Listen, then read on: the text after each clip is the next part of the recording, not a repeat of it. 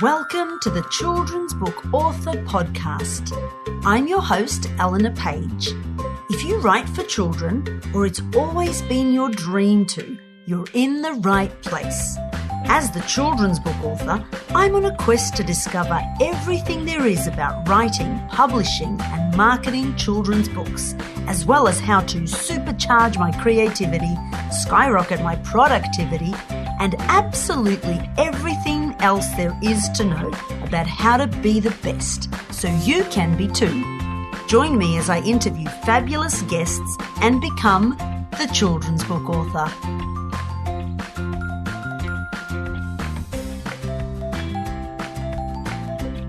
Welcome back to the show with me, Eleanor, and today, what a wonderful guest that I'm bringing you, Adrian Beck, children's book extraordinaire and funny. I laughed so hard and so did he. And in fact, I normally delete a lot of the giggles that are happening in the background when someone talks, but I've kept a lot of it in today because there was just too much laughing to try to edit out of the interview. We just giggled so much. And it was a real toss-up whether to name this episode How to Be the Funnest Author or Why Grit Matters More Than Talent. But we finished off with such powerful and inspiring information from Adrian about grit that I did go with the more sensible title. And it's just such a great interview. And, I loved hearing it because I think I've said that several times in many of my interviews. Just keep going. And, it's come to the end of the year. I'm looking at the things that I've achieved this year. Perhaps you're doing the same. My brain, and our brains are geared towards the negative, says, I don't think I've achieved anything this year. I did manage to publish Merry Magic, which is the last book in the Evie Everyday Witch series, and that's a major accomplishment, but it was kind of like 5 years in the making, and my I want to write 50 books in a year brain says, really? I released one book. I did write 2 books, but they're not ready to go yet, and they probably need a ton of editing still, and so I've done nothing this year. I haven't done any school visits yet, though I am a little bit closer from listening to this interview that you're about to listen to with Adrian, because he just breaks it down so effortlessly. What have I actually been doing? Have I been lying around doing nothing? And my brain forgets all the learning and growth and podcasting and all the other things that I've been doing and reading books that have been growing my ability to write and all these things. No, they don't matter because I haven't outputted anything. But you know what? I think with all the difficulties that have been happening in the world over the last few years, being able to say that I'm still a children's book author. I could have quit so many times through the process, and there are months and years where the sales go down and you think, oh God, I was a 6-figure author and now I'm a 5-figure author or now I'm a 4-figure author, and you have to work to get it back up there. That is the nature of the game. And it's just loving it and wanting to do it. And so the real win, I think, for me, and I hope it is for you as someone who's now listening to this podcast, is if you're still a children's book author, you didn't give up, then it's been a great year, because you're still in the game. And next year could be wonderful, could be shitty, but if you stay in the game, look, perhaps you are supposed to quit. I don't know. Only you can choose that. I know I've often questioned, should I have quit? But after listening to Adrian's interview today, it does remind me to be really pleased and proud that I've stuck with it. And I hope you feel the same way. And I hope you really chuckle hard and, hang in there for that fight. He does give us a dad joke because he's the king of dad jokes and he does deliver. So you have to wait till the very end of the interview to get the good dad joke from Adrian. And it's funny. It is. It's funny. Dad jokes, they're funny. They're good. They're good.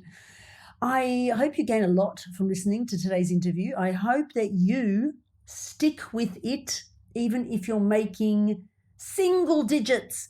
Don't measure yourself by the amount that you make. Measure yourself by the passion you have for the job you get up to do every day.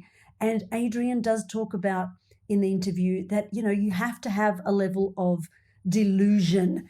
And I love this because, let's face it, as authors and creatives, we have to be delusional. We have to believe that our books, our stories, our characters are going to take over the world and be the next thing since sliced bread. And that's what keeps us going. And if they're not today, the beauty of fiction is it never, ever, ever goes out of style or out of time. It's always relevant. So perhaps your characters and your books will become massive in years to come. So never give up. Keep at it. Grit, grit, grit, as the title says. And enjoy your interview today with myself and Adrian Beck. Welcome back to the Children's Book Author Podcast with me, your host, Eleanor Page. And today I have another children's book author. I have Adrian Beck, who writes funny stuff. Oh, I love interviewing people who write funny stuff, funny adventure books for young readers. They're action-packed, so much happening, and he's a serial dad joker. So I'm expecting at least one dad joke. And before I say welcome to the show, Adrian, I often introduce my guests by calling them special, but they started to get in a bit of a battle of specials because I give some people more specials than other people specials. So for you, I have actually pulled out my very special book called The Little Book of Lost Words, and I randomly opened it to a page. And so I'm going to introduce you completely randomly as a scambler. And a scambler? A scambler. Doesn't sound good. Sounds like a scam artist mixed with a gambler. Wait till you hear what it means. So a scambler is an uninvited guest who appears only at meal times. There you are. That's why I'm here. I thought there was food. Yes, Greek food, no less. But no, we are on Zoom. Welcome to the show, Adrian. Thank you, Eleanor. It's awesome to be here. I'm a long-time listener, first-time interviewee, so it's very exciting. But you're not a stranger to podcasts. So let's randomly, as is my style, start there. Tell me a bit about your experience doing podcasts and being on podcasts and all things podcast. Yeah, well, I mean, I like the sound of my own voice. I just like listening to myself. So I do more and more podcasts. I love doing a podcast. It's good fun because I listen to them every day because I get up really early, and I call really early. Some people may not call this early, but I get up about 6 o'clock and I go for a walk around the block when it's still dark. And I listen to podcasts every day and I just love it. And I love that you can go so niche on podcasts. Like your podcast, we're talking all the time with all these creatives that have just said, I'm having a crack, I'm having a go, just roll with me. This is what I did. You can do it too. I love that sort of stuff. And I love writing podcasts where they talk about the craft. That's interesting as well. But I also love the podcast where people just muck around and have a bit of fun. And they're the ones that I love the most. And so I'll often go on friends of mine my podcasts and I'll be just there for a laugh, really. But I want to make sure that I'm giving you quality content today, so there'll be no laughing policy. Please, no, don't there's do no that. Jokes. There's no. It's all serious. No. There'll be a few little jokes, but I just love talking about books and stuff. It's kind of funny because like I do school drop-offs and pickups every day, right?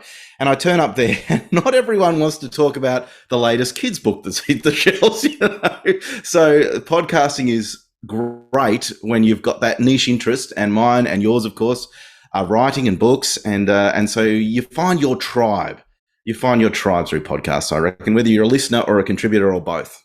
Oh, there was the fabulous sentence. You find your tribe through podcasts. Oh, I've not heard that before. And I feel like I'm really looking for my tribe. Like, I feel very tribeless, actually. Really? Yes, I know. You wouldn't think it. You're a tribal leader. Because you've got the podcast and I hear your network. I used to be very much a tribal leader, but I feel like since I changed kind of category of jobs because I was that psychologist kind of Healy vibe, and it took a long time to shake that. I feel like even now I try to shake it, and these people are drawn to me, and I'm like, F off, excuse the language. I'm like, go away. What are you trying to shake? What are you the healing stuff? Is that what you're trying to shake? Yeah. Like, because I feel like and we always counsel me on this show, Adrian. No, Since no, you're a that's listener, you would good. know this. I've got a lot of advice for you. Don't worry about that. I love it. Well, it's a sense of, like we have multiple sides to our personality, Yeah. right? So I'm sure you're not just jokey all the time, or maybe you are because you are quite jokey online and places like that. But it's almost like a sense of there's this kind of crazy creative, just wants to be really grounded, jokey, like a lot of kids' books, right? Like kind of what kids' books represent, right? Like kids don't walk around going, I've got a problem I'd like some, healing with or whatever, right? They just want to have a really good time. They do want to grow and learn, and I get that, and get, that sort of growth. But so, long story short, I feel as though I have not yet found my new tribe. I am actually very tribeless at the moment. That's going to be a new word, tribeless, Eleanor. And so I want to hear more, because especially when you just said that you find your tribe through listening to podcasts. So is that because podcasts kind of reveal people for who they are, or gives you the vibe? Talk to me about that. I think it's one of the most intimate forms of media, because you can just sort of everyone who's being interviewed is just sort of sitting in their living room or their study or wherever they are.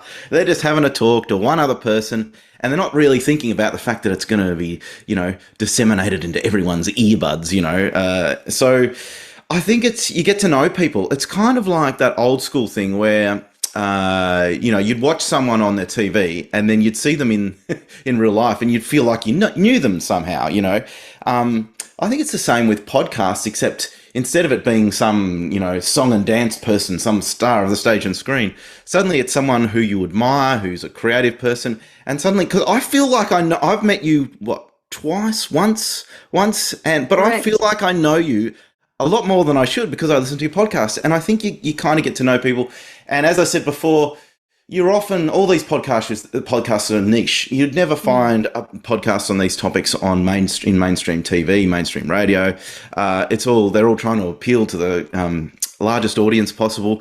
So if you've got a specific interest, then you can find a podcast. No doubt you can find a podcast about that. So I reckon even if you're not appearing as a guest, you still kind of feel like, well, these are my people. This is my community. So I reckon the podcasts that you're listening to, Eleanor, they're your tribe, even though you feel like you're tribeless. I reckon they really are your tribe, because they're talking about the things you're interested in. They're helping you solve those questions that you have for yourself about being creative. What does it all mean? And the meaning of life? And is it all worth it? And what am I doing with my life? All those sorts of things they get talked about in ways that make sense to you. And so that's why I listen to podcasts like yours, but I listen to a whole bunch of different podcasts from creative people, because not everyone is on the same page as you in life, but when you find those that are, I think it really helps you become who you really are. So we're doing a bit of psychological healing here. It's me. I can't help it. I'm sorry. Go on. Have me. That's why I love podcasts. That's why I love being on them. I love talking to people I admire, and I love seeing other people do stuff that I want to do one day. But it's almost like an extension of social media. You know how sometimes you have social media friends and you feel like you know them as well because you've been interacting online, and then sometime down the track you meet up together and it's like, hey, I feel like I know you and we just met, in real life. I think it's the same with podcasts. It's just a bit of an evolution of that same thing. It's very 2023, isn't it? Where we're living in a world where we may not meet people in real life as much as maybe in the past, but we're connecting with more people all around the world due to technology. So there's a lot of doom and gloom about technology, but it does use for some amazing connections as well. And that's definitely podcasting for me. That's amazing. And so the vibe that I get from you, correct me if I'm wrong, is, really a people person, essentially you've started off, and where did we start from, right? We started at the place where it's about you, listening to other people, connecting with other people, even if it is through your headphones first thing in the morning. It's like you get up and hang out with a bunch of people. That's true. That's true. Well, the thing is, I don't know. You were saying people are multi-dimensional, right? I definitely have those times where I just want some time to myself, And if I had to, I don't even know whether I believe in the introvert extrovert stuff, but if I had to pigeonhole myself, I'd definitely say I was an introvert, right? But when when I'm catching up with people that share a passion, the same sort of passion, I don't know, it just opens a door in my mind, and suddenly we're away, and it's I guess I'm an introvert, except for specific topics, and then I'm an extrovert. Yeah. It's a funny thing, isn't it, to categorize people as one or the other. And I find as I'm getting older that I'm so much more mixture of so many traits, that actually to characterize is to sort of limit your perception of yourself. So there's definitely that. And let's talk kids' books, right? Why? We probably should. Books? We probably should. Yes. Because it's like, I know you've got the feeling that psychology is probably my, strength. I know I've put that out there, but it really isn't. I'm probably overdoing it just a touch. But you're putting it on really well. Oh, yes. So there must be. I could get some clients. Oh yeah, I reckon you could. In fact, how would you feel about me sending you some? What I'd like all the listeners to do, if you need some professional psychological help, just send Eleanor's podcast a couple of DMs, and she'll send them my way, and I'll give you some life tips. Okay. And, at a fraction of a cost, I'll charge by the word in DM responses, $50-$60 a character. And are they going to be worded as dad jokes? They will. Every piece of advice will be worded as a dad joke. So it'll take a little bit of work for the receivers to sort of work out what I'm trying to get at, but that's what psychologists do. They say, well, how do you feel? And how does that make you feel? And what do you think that means? See, I've worked out psychologists. They don't actually have the answers. They try and prod you to come up with the answer. And what if you came up with the wrong answer? Would they know? I don't know. But anyway, that's what your listeners will get from me if they subscribe to this fantastic new service that I've come up with.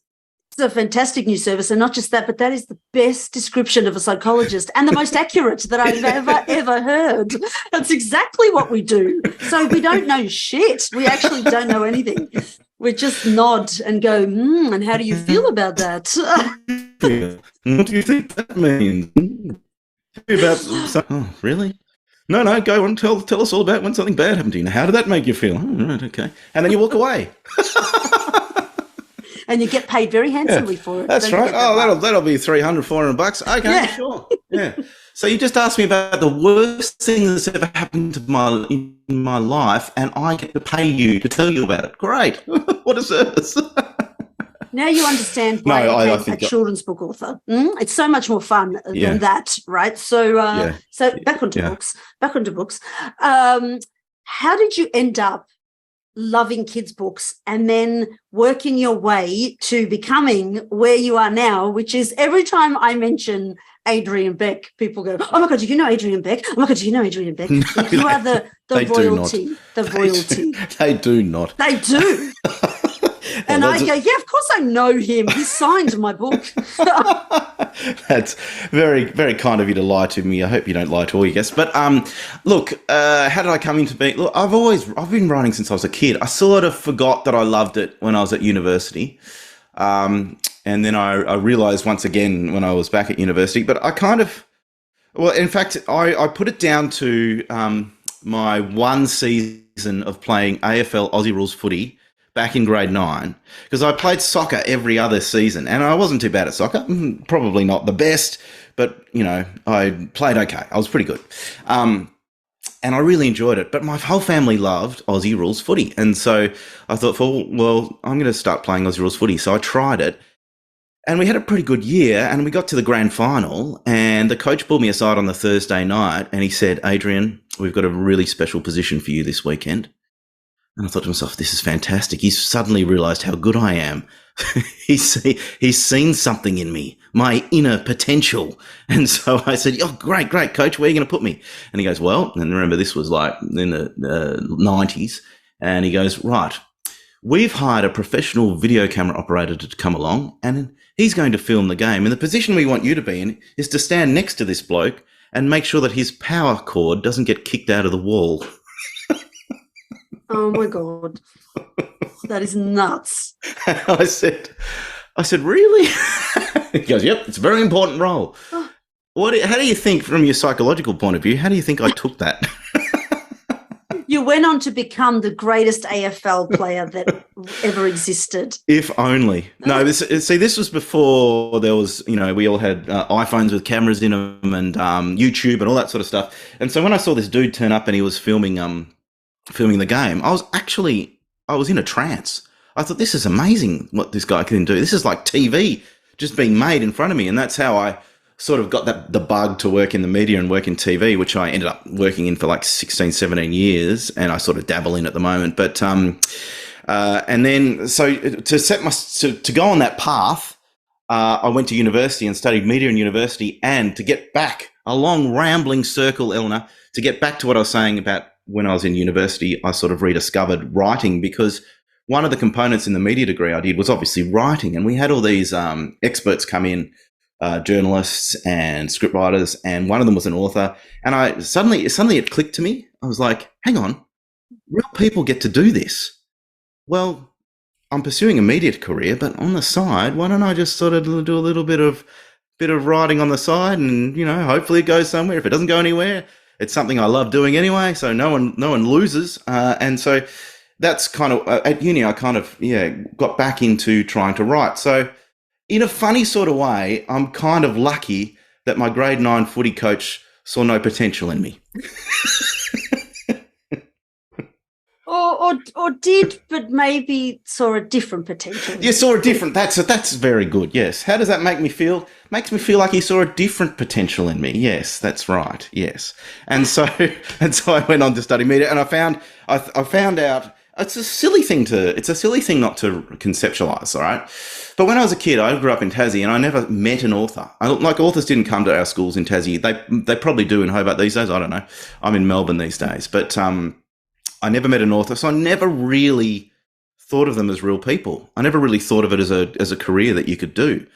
And so it took me all the way up until I got to uni, even though it was something that I've always loved. It took me all the way till I got to uni till I thought, hang on, real people are doing this. I could be one of them.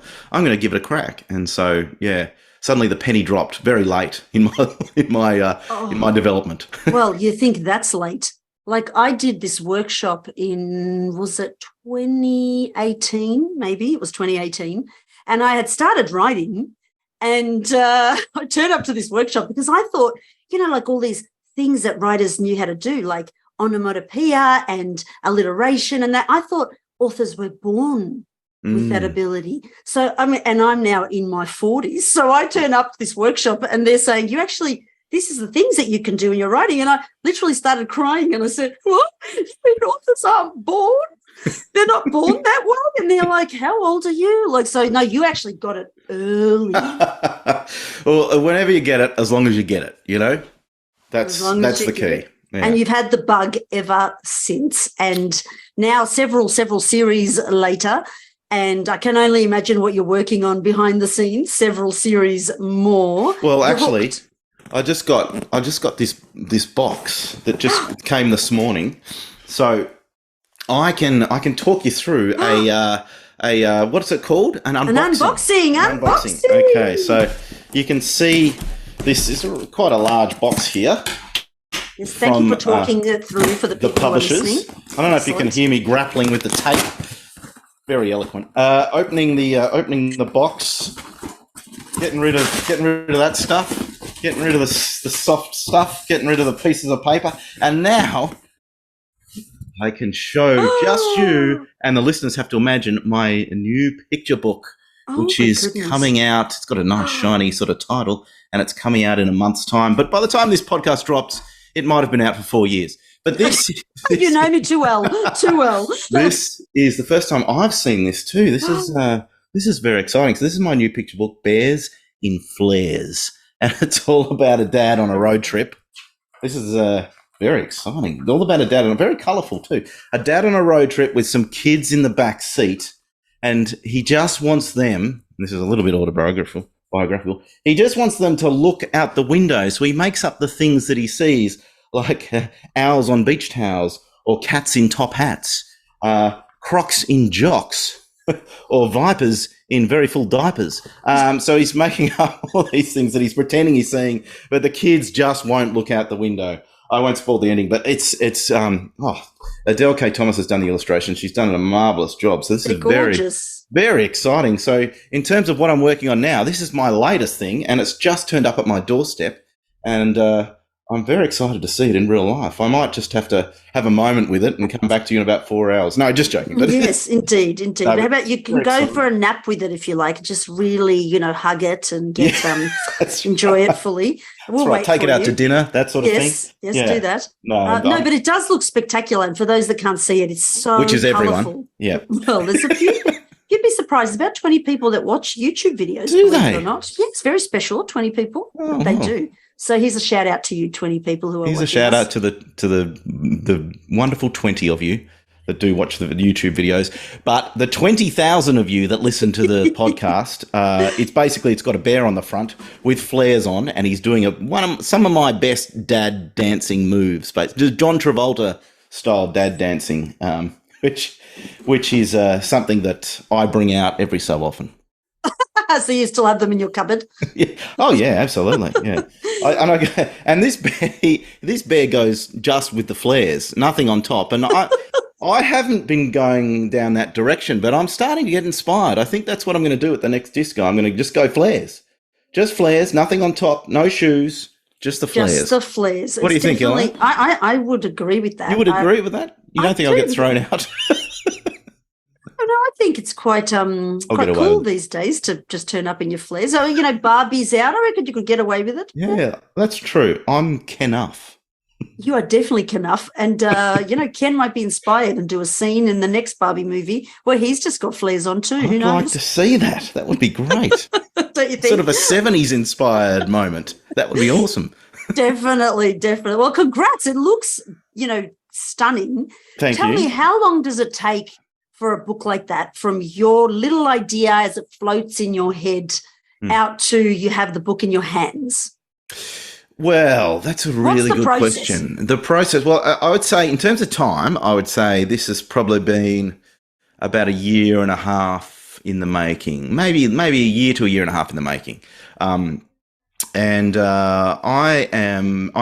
so far, but myself and my great mate Sean Avery want to find out some tips from you. But so far, I am traditionally published, but I'm intrigued by the whole hybrid self-publishing sort of sphere. But so in this case, I was just basically putting a pitch together with a manuscript and sending it through to my publishers. Fortunately, Scholastic picked it up. They love it, and then the process becomes the editing process, which you'd be all too familiar with. They come back with thoughts and suggestions, and some of them you think to yourself, oh, for goodness sake. And other ones you think, oh, that's a good idea. And most of the time it's fortunately good ideas. And so you do a couple of rounds of editing, and then it goes off to the illustrator, if you're not illustrating it yourself, which I love that bit because I don't have to do anything. Yeah, you move on. And I love it when I don't have to do anything. That's my favourite state. And so it goes off, in this case, the wonderful Adele K. Thomas. It went off to her, and she spent months and months just doing these amazing visuals on the inside. And then it comes back to, I get a PDF back to me for my thoughts, that sort of thing. I'm sure this is similar to the stuff that you work on. I get a PDF back with sort of rough sketches for my thoughts, and then I try and be sparing with my thoughts because I don't want to dictate every little brush stroke that an illustrator has to do. And then the final version is completed. It comes back again for approval. And then once we get approval, it goes off to the printer. And And then, like it did this morning, it arrives on your doorstep, and you think to yourself, "Wow, it was so long ago that I came up with this idea. I hope Eleanor Page doesn't ask me how I came up with it because I've got no idea." Well, you obviously were driving somewhere and the kids weren't looking out the window. That's right. That's exactly right. Get off your phones. Look at this amazing view. Nah, yeah, it's great, Dad. Yep, the head doesn't lift. I know. Mine did the same. Yeah, that's so, right. yeah, great concept. Really great concept. I think just on that concept alone, every single parent who's listening is going to go buy it. I know I am, even for my teenagers. I'm like, read this book. I hope 100%. the 20 people that are watching also buy it too, because you are important too, you 20. Don't feel left out. Now, I know she just said listeners, but viewers as well. You're very important to us. Very important. And they did see the illustrations, so they're more likely to go buy it. Yeah, that's true. They're very, very vibrant. So how many books would you have on the go at once? Are you a one at a time type person? Or are you I wish I was. You know, I reckon that's the way to go, right? Is to have one project and really commit yourself 100% to that one project and make it all it can be and make it all encompassing. But I don't do that. You said that everyone else should do that, though. That's great. I wish I did that, but I tend to have so many ideas that I will overcommit, and I do all sorts of different books at once. At the moment, I'm working on a series which is 12 books long. Which means that I'm jumping between illustration and writing and editing for all 12 at once. And then I've also got a longer novel happening as well. And I've got a junior fiction series which I illustrate as well. So I'm sort of juggling all of those things at once, which is good for someone whose brain works quickly and has a lot of different ideas and likes to run on inspiration when something hits. And you can sort of push all your energy into this one thing. And then once you've done all that, you've got something to jump straight back into. I love that part of it. I love having a lot of exciting projects on the go. I find that quite a thrill, really. But I really think, I was talking to a mate of mine, Tristan Banks, who writes some great Australian middle grade books. And he just usually concentrates on the one thing and does draft after draft after draft after draft. And I thought to myself, I've never done that. I want to do that. I want to just concentrate on one project and just really sort of have blinkers on and just totally and utterly concentrate on the one thing and just see what I could create if I was doing that. But at the same time, I don't know if I could do that, because I'm like one of those little dogs that, sees a butterfly flying past and then barks at a car and then runs up the street trying to steal someone's food or something. I just can't sit still. But that's just me. I reckon concentration is good. But Eleanor, you're a person with hundreds and hundreds of projects on the go at once. What do you do? Do you juggle, or do you focus on the one thing? I can sort of see where Tristan's coming from when you're writing middle grade novels, because they're a little bit they're big. Like there's like you got to world build, and I know it doesn't sound like a big difference, even like say from an illustrated chapter book or junior fiction, because they've still got story and characters, but they're more faster moving, and they actually do well to give them air. I actually find if you give them a bit of air, because they're the tighter, this is just me, like I'm talking rubbish now maybe, right?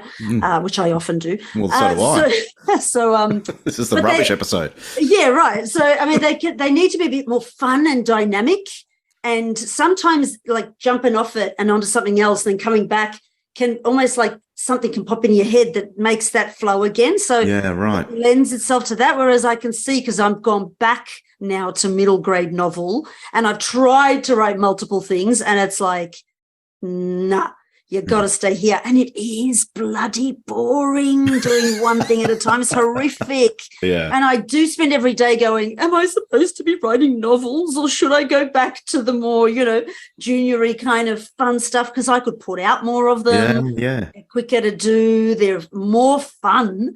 They're definitely more fun. But every so often my son wanders in, and he's 19. And I say, do you think I should write more fun stuff? And he goes, do they turn the fun stuff into movies, Mum? They don't. They don't. And he's a wannabe actor. And he goes, no, they don't. So get back to your novel. And I go, oh. I mean, look, my novels are fantasy, so they're going to be really expensive CGI, so they're probably never going to be turned into movies anyway. And he says, movies, Mum, movies. And so, I like the way he's thinking big picture, though. That's good advice. Correct. Do you think big picture? Like, I follow a lot of these people on Instagram that they'll take a concept and then they'll turn it into toys, and they'll turn it into posters, and they'll turn it into like doona covers and all this sort of stuff, right? Do you take that idea and do you put it across different sort of things or products, etc., or do you concentrate on the book and it's all about the book, and then the other stuff is sort of like nice to have if it comes to that? You can so tell that you're a podcasty person because suddenly you're asking me the questions. No one normally does that.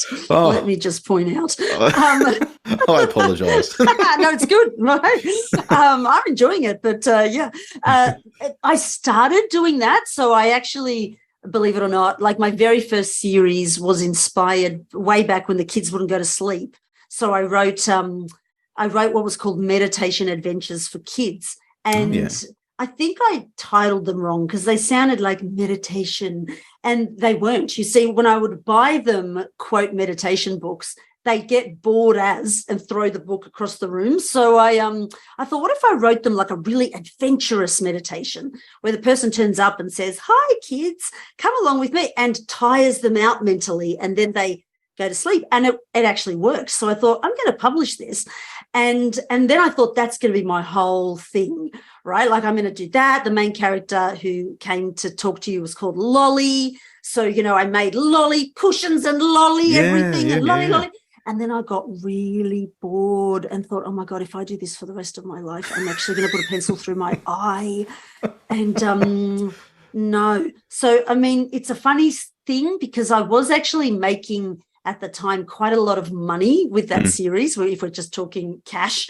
And then I sort of dropped it and started writing other things. And, because I'm self-published, Amazon is algorithm driven. So the less attention I gave to that series, the more the money dropped. Okay. But I just wrote other things. And I think you just have to ask yourself what kind of, person you are. Like merchandise, look, it's a bit of a hard push, merchandise, and trying to make one character become, so magnificently large to think that kids would want that character to live on everything. I think we have that dream as authors, but does it play out like that? I think it would take 20 years of very concerted effort to make it happen because kids are getting bored like we're getting bored these days, right? And it doesn't mean that I love a character and wouldn't love a soft toy as that character, 100%. But they'll probably throw that character soft toy away in a year or two. And what's the next latest soft toy character, So, and it's a lot of investment to put money into those sort of things. And we think we're the greatest writers and our books and characters are going to be so popular, but it doesn't quite work out that way. Even if the book does sell a lot, doesn't mean they're going to necessarily want your print on the wall or your character in their bed. I don't know. That's my take on it. Yeah. So, not anymore, but yes, I did do that at the beginning, and it did cost a lot, and don't know that I would do that again. Yeah, okay, that's interesting. And the algorithm that you mentioned there, that's something I never have to even worry about. No, right, because you're bookshop sale driven and also school visit sale driven, is that correct? Yeah, absolutely. So you put a lot of thought into the algorithm? The algorithm's a funny little beast. It is a beast, and it's The beautiful thing about an algorithm is you can play the algorithm. So, for example, Apple, let's say, right? Apple is still like driven by, which books they like, which books make deals as to which books they put forward. But Amazon is, if the algorithm likes you, they will lift you up. Okay. So it's kind of popularity based, a little bit, I suppose, like Instagram or Facebook these days, right? They're algorithm driven. So you have to play the algorithm game. But playing that game, I suppose, gets you sales without you having to do much yourself. Now, that doesn't mean you're not going to do advertising or freebie giveaways. So there are certain things you can do to make the algorithms love you. Apparently, if I was to release a new book every 22 days, which some authors do, the algorithms adore you and put your name to the front. But, do I go away for 10 years and just write madly and then feed the beast every 22 days? Every 22 days. Goodness. Maybe that would work. But right. But that's the you don't do that, right? So you're doing bookstores because it's trad publishing, you're doing school visits. And tell me, and maybe you don't know this answer, and it sounds like I'm very money driven on this episode, which I'm not, I swear. No. But how does that translate to sales? Like, do you know what I mean? Like, do you find one book does like sort of blow up or another book doesn't, or do they all do pretty the same? What is that like on the sales end, given all that effort that you put in? It's funny. It's interesting. So some schools are really happy to have a book sales off the back of appearances, and some schools just don't want the bother. And I kind of get that, because they've got enough to worry about.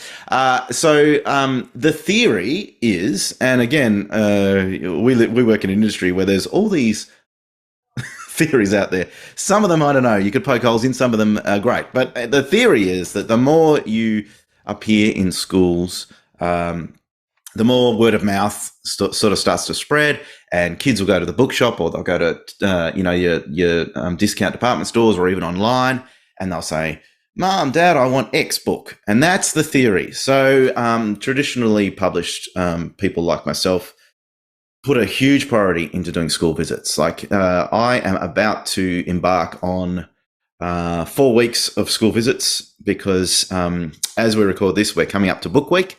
Of course, as we know, this will come out in 4 or 5 years' time. So I will have had Book Week by the time this comes out. but it's a very, very busy time. It's probably the most important time of the year for traditionally published authors, because that's how they spread the word to the kids. Now, what I think is the challenge is that the people that are buying the books are not the people you're presenting to. So you've got to try and make sure that if you really want your stories to reach a younger audience and touch all these kids, then they've got to remember who you are and the name of the book, right? And then they've got to remember it right up until the end of the day, until they get home, until they tell their parents, so that their parents, who may or may not be motivated to get them reading, may or may not act on that. So there's a little bit of a few hurdles that need to be jumped in that process. But then the same thing could be said for online. I mean, whenever authors, traditionally published authors, I should say, or maybe it goes for all sorts of authors, when you're doing social media content, it's often tailored towards what we call the gatekeepers, the parents and the teachers, and rarely ever are you speaking directly to your audience. So it's kind of good in a way, because you can constantly talk about your craft and talk about it in a way that's a little bit more nuanced. But you sometimes think to yourself, well, wouldn't it be great if I could reach more kids directly and just talk about my books with the kids, and then they could make the decision, rather than having to convince the parents, because you've almost got to convince two sets of readers: the parents who actually will go and act on getting the books, or the librarians will put it in their libraries, etc. And then you've also got to get the kids to pick them up after that as well. And sometimes the tastes between those two groups differ.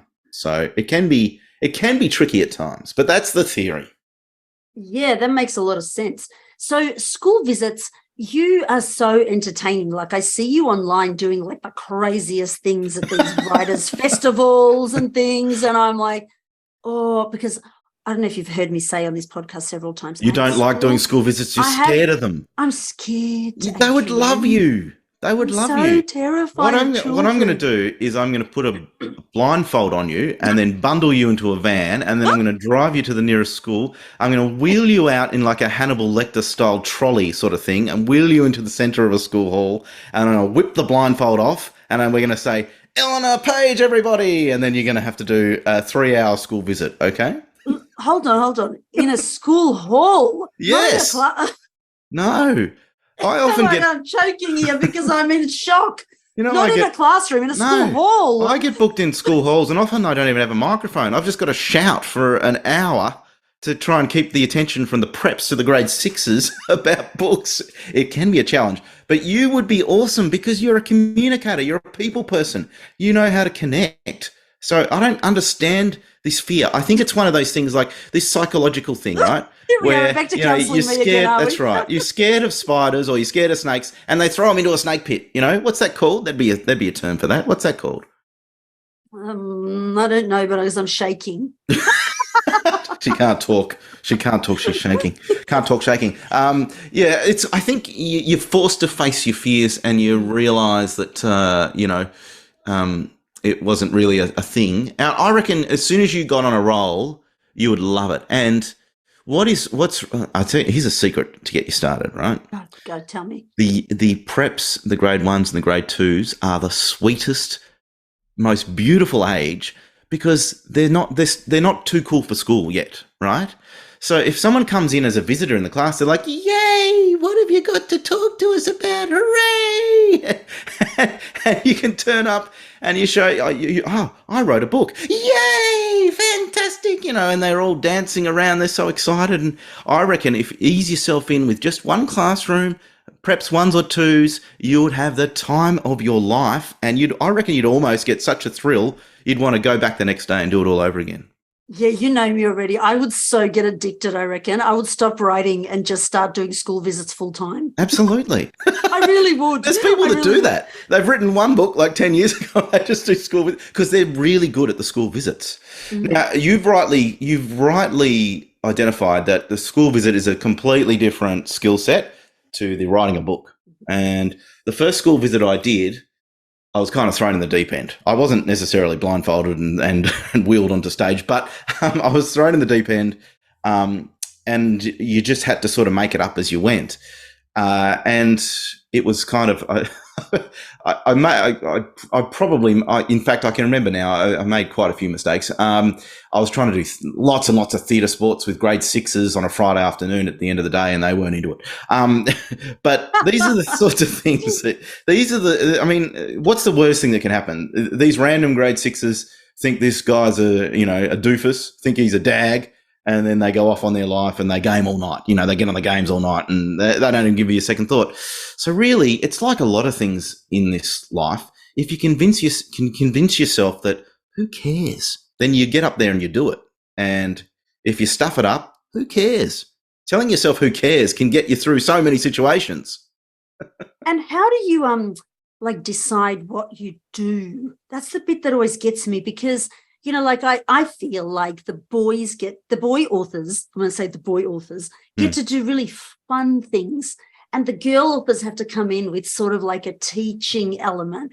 And I don't know that I really can teach anything. I don't know. So I'm the same. I'm the same. I don't feel equipped to teach. I don't feel qualified.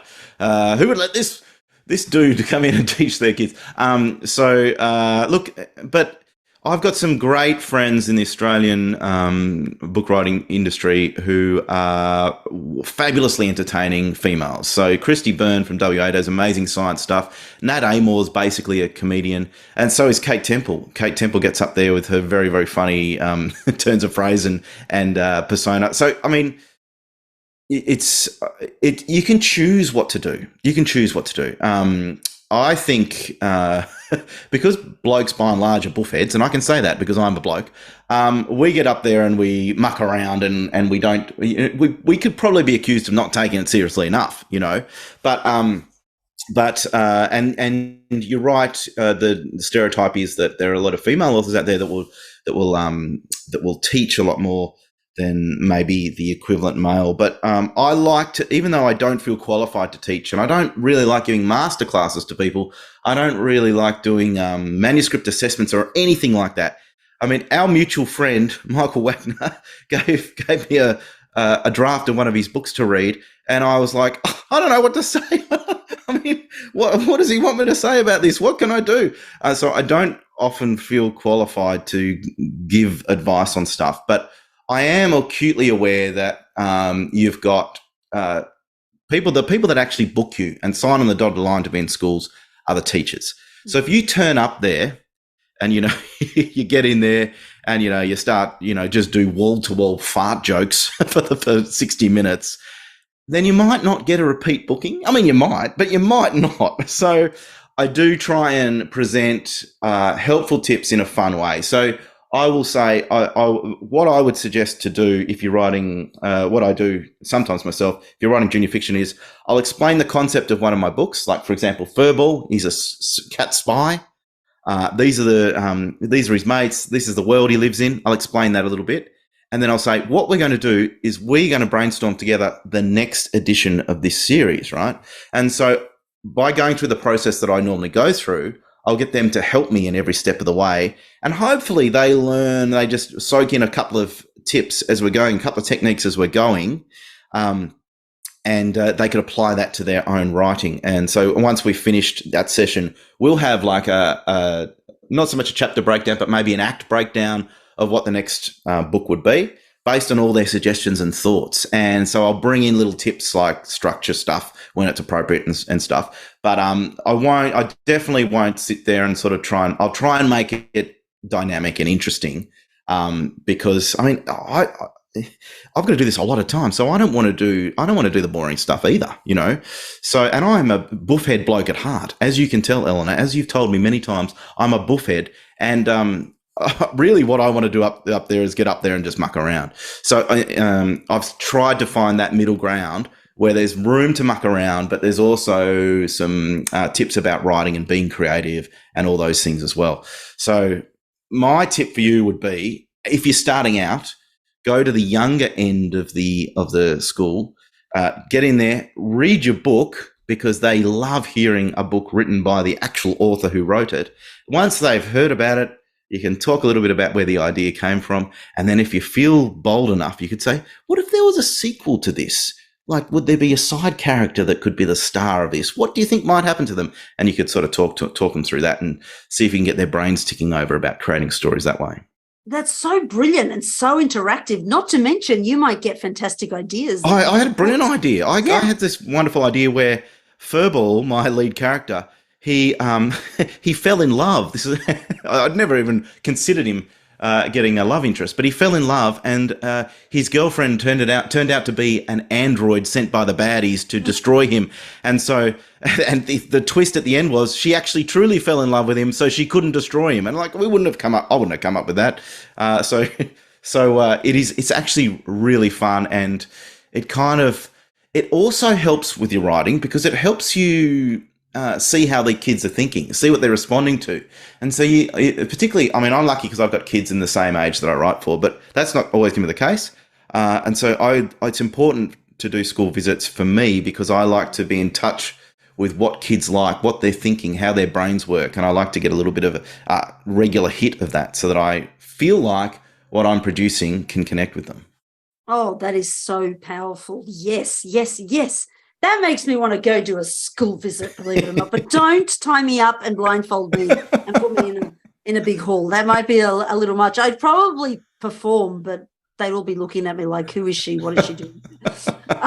Maybe if you dressed me up as Furball and threw me in them and made me part of the act. So I could probably do that. Good.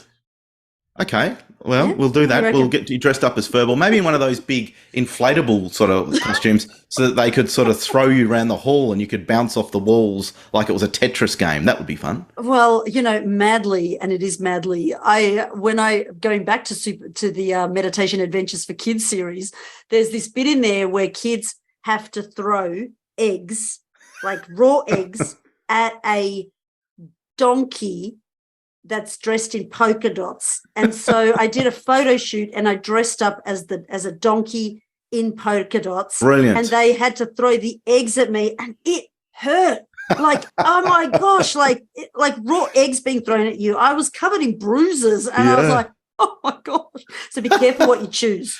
Yeah. But you could absolutely bring that. That's a perfect way of bringing the books to life. That's an ending to a school visit right there. You don't necessarily have to use real eggs. You could use like little soft fake ones or whatever. But you got to hit the donkey, and I'm the donkey, and you wander down the aisle, and everyone's got that would be amazing. They would remember that, and they make the connection to the book, and that's what it's all about. That's exactly what you need to do at school visits. But the only thing is, when I first started, I was trying to do things like that. I was trying to do like 10 things like that in a visit. And by the time you get to the sixth one, they're just spun out. They're like, oh, whoa, now we're throwing eggs at the donkey. Oh, okay, here we go. So you kind of have to choose one or two of those wild and wacky moments and build up to that as your ending. And that's I was trying to make like a I don't know, some sort of variety show from the 60s on steroids. And it's like, that was not that I could only sustain that energy wise for so long. And also I was asking so much of the kids. They were so pumped up from 5 minutes in. They were absolutely going bananas. I've like got 55 minutes to go. And it's like, yeah. So you have to leave yourself somewhere to go, I guess.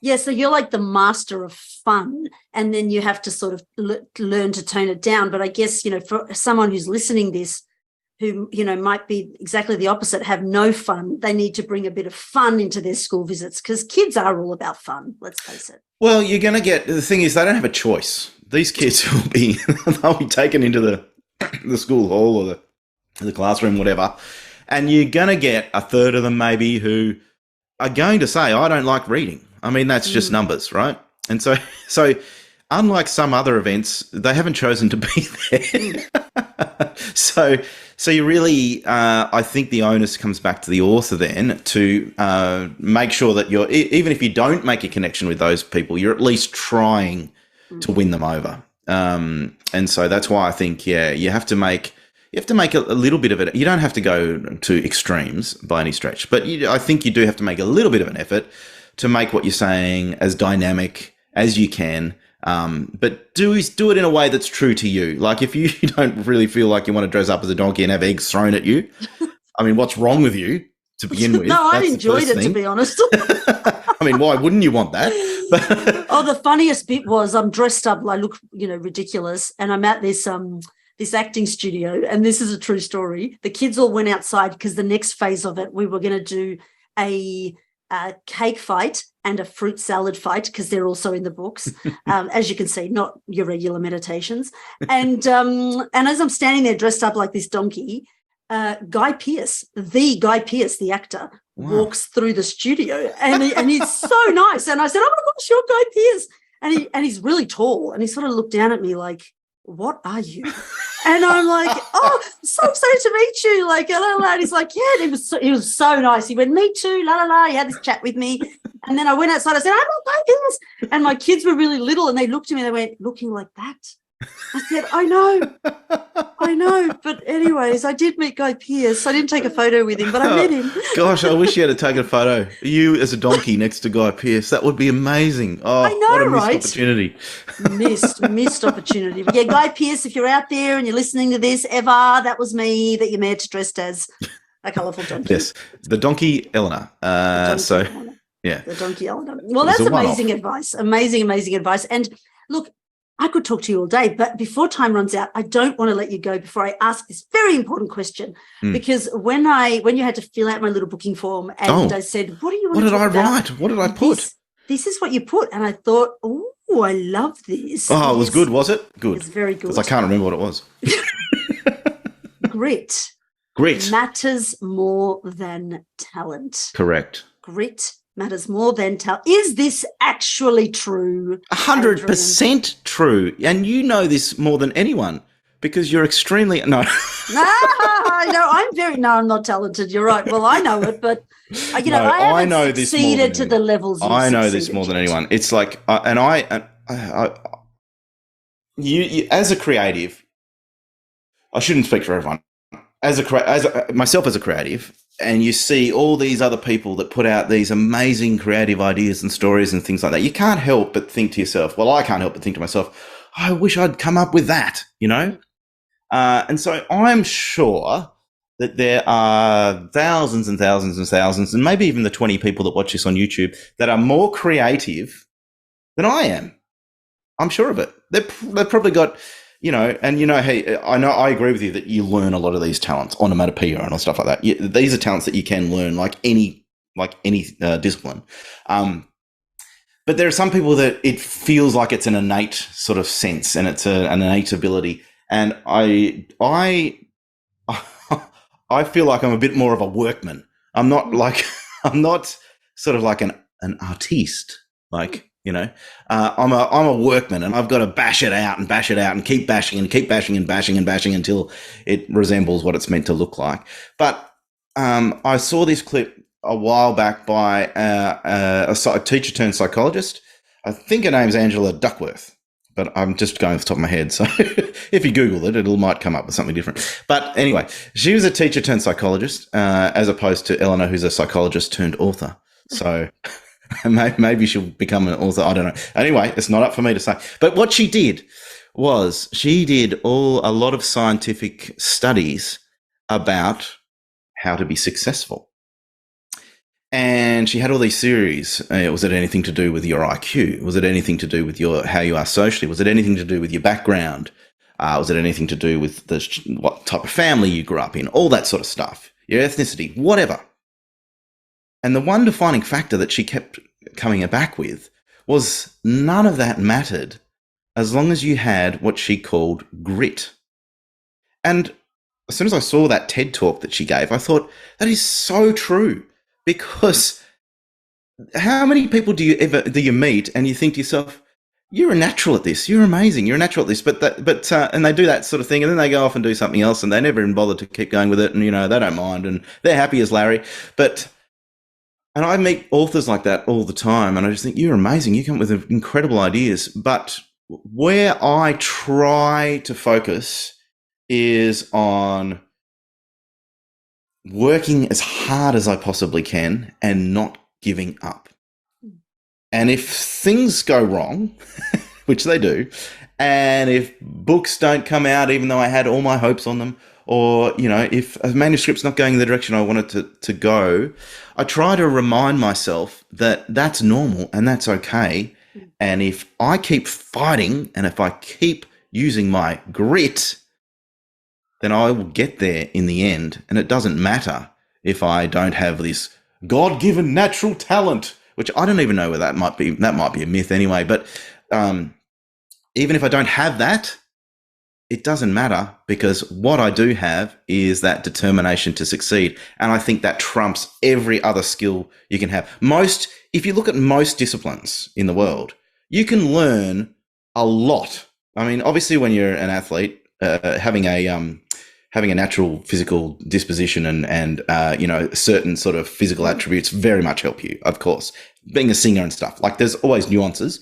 But generally speaking, you can learn a lot of any craft that you put your mind to. Some people will be more naturally gifted in them than others. But how you can sort of skew the balance completely is deciding that you are never going to give up and you are going to fight as hard as anyone to keep in this game. And that's how I view this grit concept, that this wonderful psychologist tested all these kids and found that those that had more grit, those that had what my 9-year-old comes home and tells me about, a growth mindset. You would know all about growth mindsets, Selena. Yes. When you think about the world in that way, and failure is not an ending. Failure is just the next hurdle. And if you think about all these things in that way, then you will keep going and you'll keep churning through, and you'll be like the Incredible Hulk, smashing through walls after walls after walls after walls that keep coming, but you'll get there if you have the strength of the Hulk. And I think that strength is true grit. Wow. I need a nap after all of that. I don't know if that's a good thing. Is that a good thing? It's a good thing. It's a good thing. I feel like quite renewed because you're right. It is. It is. I think you're absolutely right. I think talent is only gets you so far. And anyway, every time someone says to me, do you think I'm talented at that? I go, have you been doing it for 10 years? And they go, no. And I go, well, then you're not talented yet. So, and I think that about everything, really. Like, even if you have talent, you still have to develop it, don't you? Oh, yeah, you have to. I mean, a sports person might be predisposed, but if they don't develop it, if they didn't have the grit, like you said, and they gave up, then they're still never going to get there, because no one's ever an overnight success. Yeah. Well, how many stories do you hear about business people, sports people, musos? They're all even like J.K. Rowling, rejected 14 times or whatever it was, some crazy number, right? All these people that have had success, and often the story is the same. Oh, I was told I couldn't do it, and your tendency as a human is to think, well, maybe I can't do it. Maybe this isn't for me. But but that's the point where you can make a choice. And so I reckon those that have got a bit of intestinal fortitude will absolutely see it through and keep fighting. And a little bit of delusion is not a bad thing. I'm completely deluded, about every aspect of myself. And I think that's good. Because if you're too much of a self-critic and you say to yourself, what am I even trying to do this for? I mean, you could say that about anything. I mean, you could say that about getting up in the morning. What am I even going to get up in the morning? I'm only going to come back to bed at the end of the day. I mean, you've got to delude yourself as a creative in particular into thinking that this next idea is going to be amazing. It's going to be like Lolly. She's going to be on plush toys, and she's going to be on shoes, and she's going to be on doonas, It's a little bit of delusion that will see you through and get you past all these naysayers that give you practical reasons. Oh, that won't work and this won't work. Well, that's all well and good, and they can give you all the practical reasons that they like. But ultimately, you're the one that decides to keep going, and like the Hulk, you keep smashing down those walls. Do you think you have that attitude because you were successful, like in TV and in producing? So you do have, you did build some success, even if it was in a, quote, slightly different field, and it made you say, hey, actually, if you do keep going, you do get there in the end? I have no idea where that came from, because I kind of feel like I was able to make my way into working in TV because I had that attitude initially. Okay. And I think whenever my brothers and I get together, we all have that similar sort of drive, right? And our parents are wonderful, but they're very happy and content, and good luck to them. That's great. But we have this sort of drive and desire, and I don't know. I actually don't know where that comes from.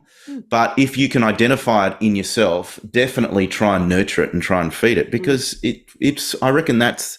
I agree with this psychologist Angela Duckworth. I agree with her. That's the one defining quality that'll help you get to where you want to be.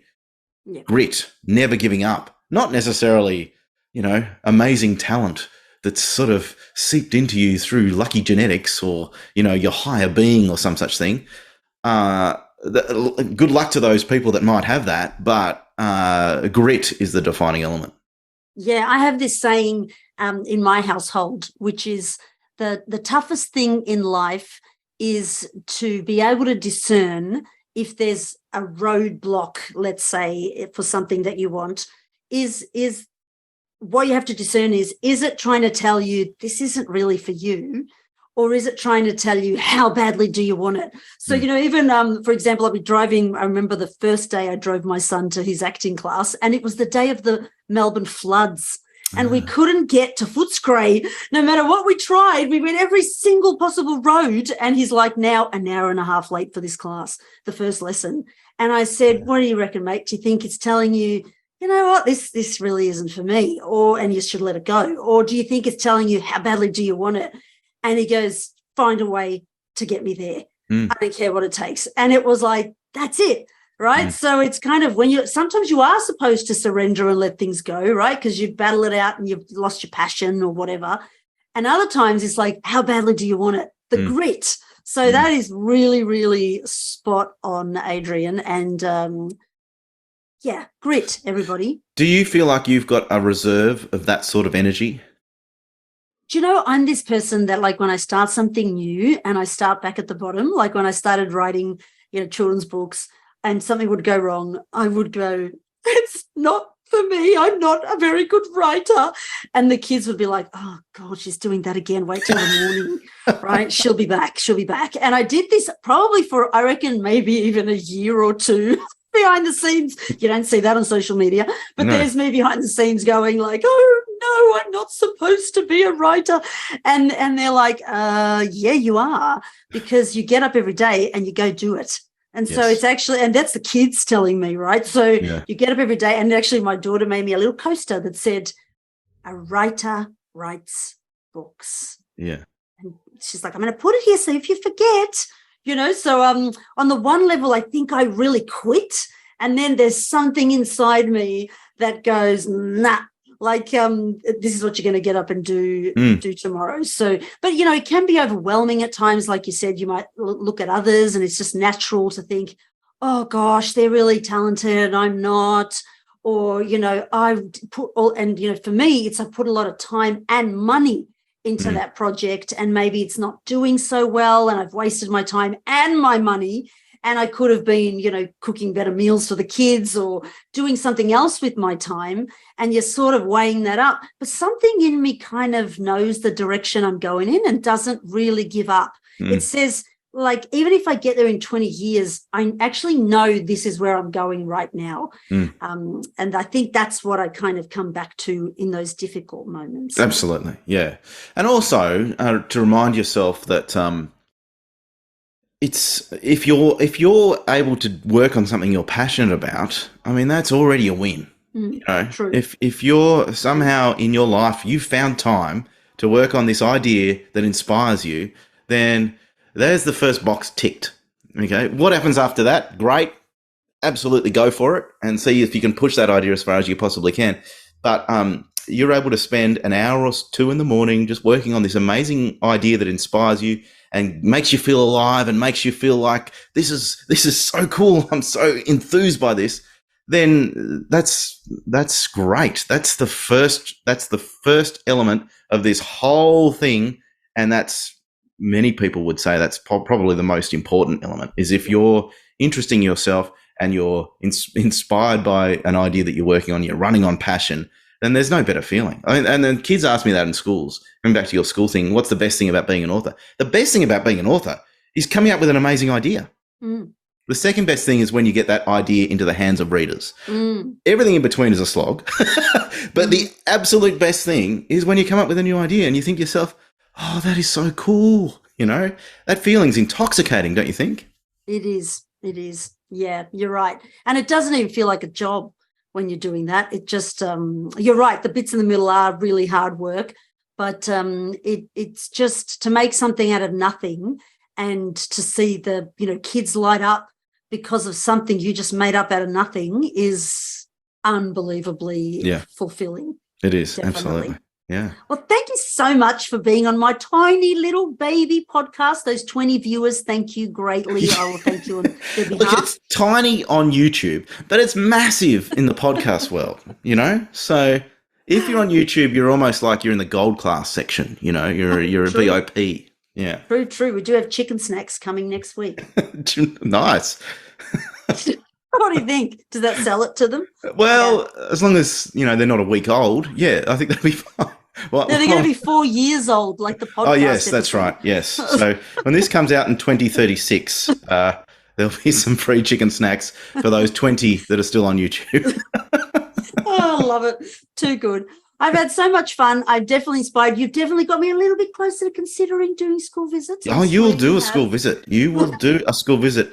I would say you'll do a school visit probably before this podcast goes to air. Oh, too good. Yes, we'll see if that happens. Good point.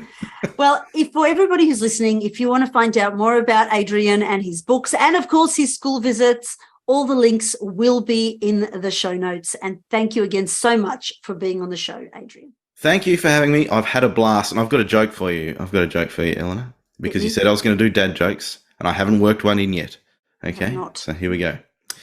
If you're Australian in your living room and you're Australian in your bedroom, what are you in your toilet? European. Oh, oh my gosh, that's definitely a dad joke, but I like it. I like it. I like it. So my European comes out in the toilet. It sure does. And my Australian self comes out everywhere else. I like it. It's good. It's good. Great. Look, I'm going to one-up you and finish you on a word. Okay. I'm a scrambler. Am I a scrambler? Oh, here Scambler. we go. Okay. Here we are. You are a blatteroon. Blatteroon? Blatteroon, which is a person who talks or boasts incessantly and constantly. There you go. And I just randomly opened on that. What do you think? Did I pin you? I think it must be fate. Yes, I think I'm a blatteroon.